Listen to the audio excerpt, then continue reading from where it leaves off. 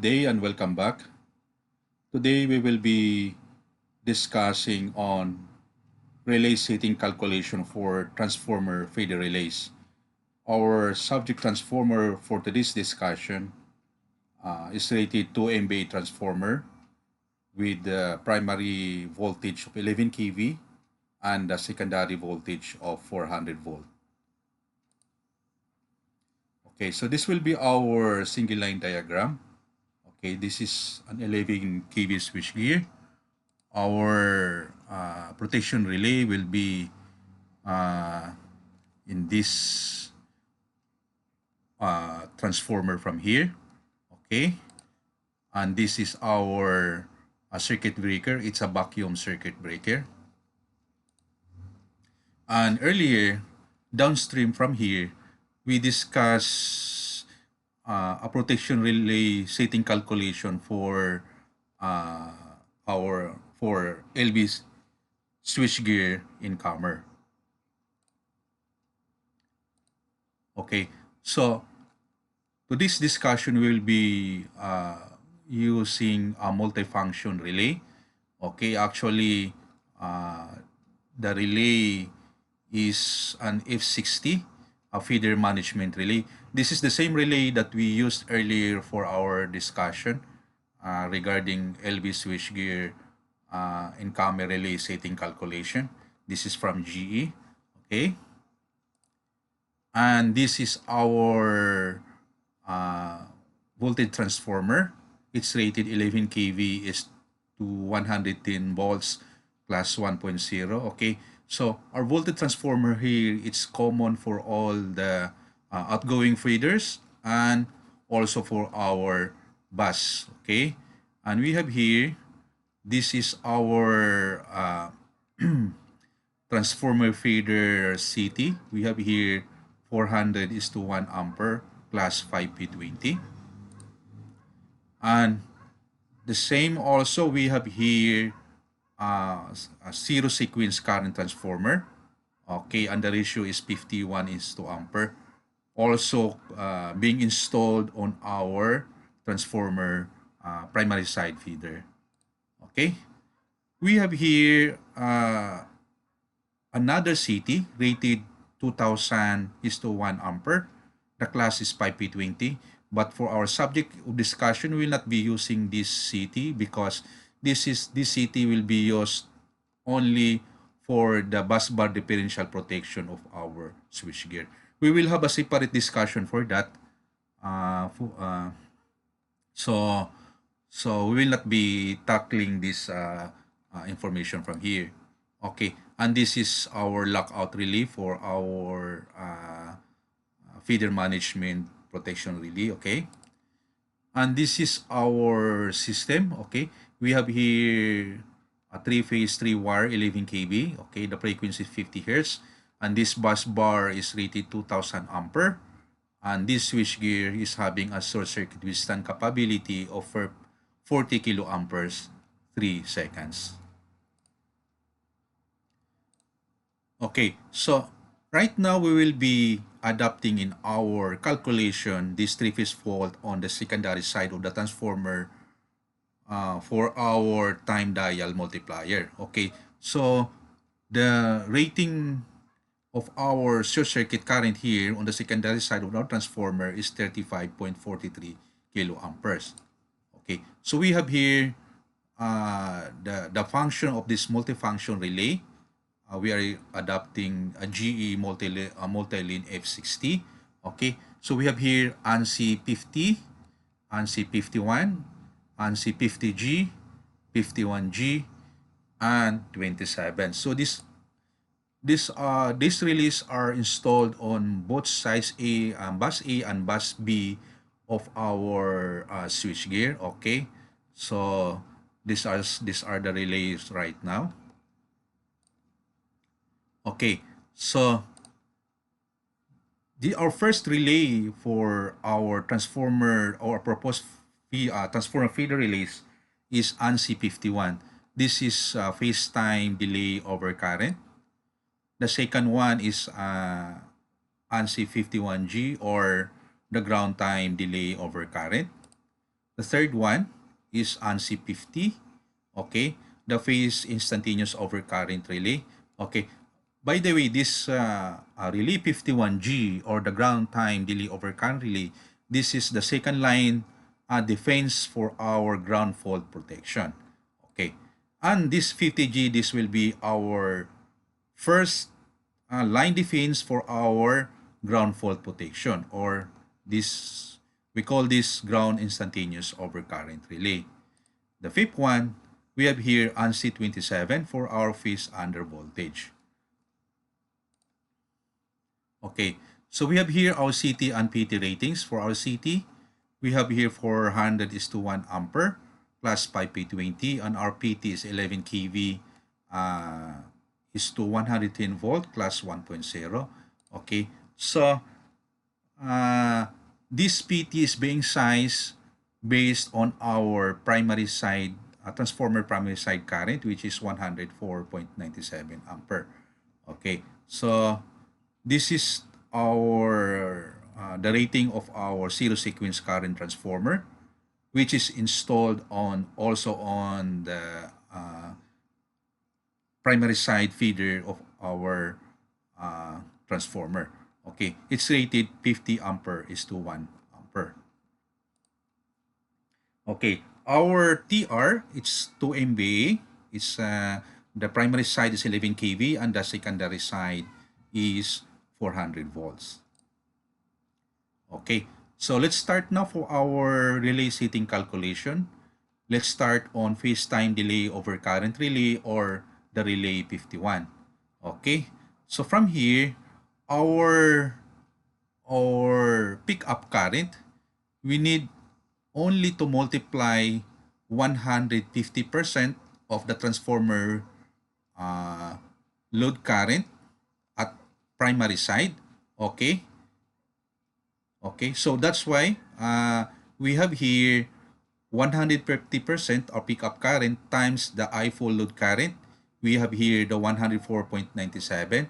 Okay, so our pickup current is 157.46 ampere. Okay, to set for our pickup time over current, okay, so we have here this pickup current, just multiply by 1 over the CT ratio. Okay, so our CT ratio is 400 is to 1. Okay, so 1 divided by 400 is to 1. That's why we have here 1 over 400. Okay, so our setting for phase pickup TOC is 0.39 per unit. Okay, so we have here, we have chosen our phase TOC curve to be IEEE very inverse. Okay, so the same for our phase time delay over current relay. We have established this coordination time interval. Okay, at the bottom, downstream, the time delay for our bus coupler on the LV switchgear is 0.1 second.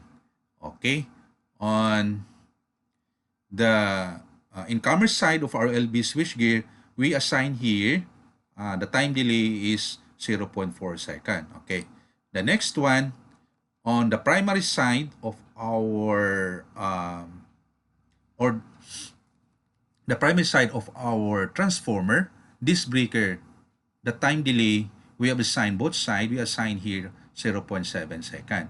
Okay, upstream on the incomer side of our 11 kV switchgear, we have assigned here 1 second. Okay, so in our subject breaker where our protection relay is connected, our time delay setting here is 0.7 second. Okay, so our time interval here is, if you can see here, from here, we have here 0.1 second, 0.4, 0.7, and 1.0 second. So our time interval here is 0.3 second. Okay. To calculate the 11 kV side pickup current, we'll just use the short circuit current value on the secondary side of the transformer, which is around 35,430 ampere. and we'll just multiply it on the uh, ratio of our city, 1 over the ratio of our city, which is 400 is to 1. That's why we have here 1 is to 400. So our 11 key side pickup current is 88.58 per unit. We will be adapting this one. We will be using this one, okay, to calculate our time, our multiplier setting, or our time dial multiplier. Okay, so this will be our value for input current. Okay. Okay, so from here, this is the standard formula, okay, to compute the time dial multiplier, okay. So earlier we discussed that we have choose IEEE very inverse curve, okay. So from here, we have T is equal to time dial multiplier times A, this A, B, and P. These are the, we have here the standard constant values from our from triple E, rather from IEEE standard. Okay, for A we have here 19.61.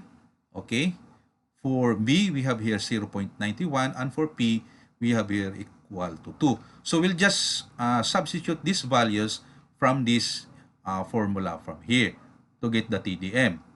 Our here, we have assigned here the 0.7 second in order to coordinate the upstream and downstream protection relays as well. Okay, so we'll just substitute. Okay, so this 88.58 58 divided by over 0.39 per unit, this is our input current over the pickup current. So we have here 225.01. We'll just substitute this one on this area from here, the I over I pickup.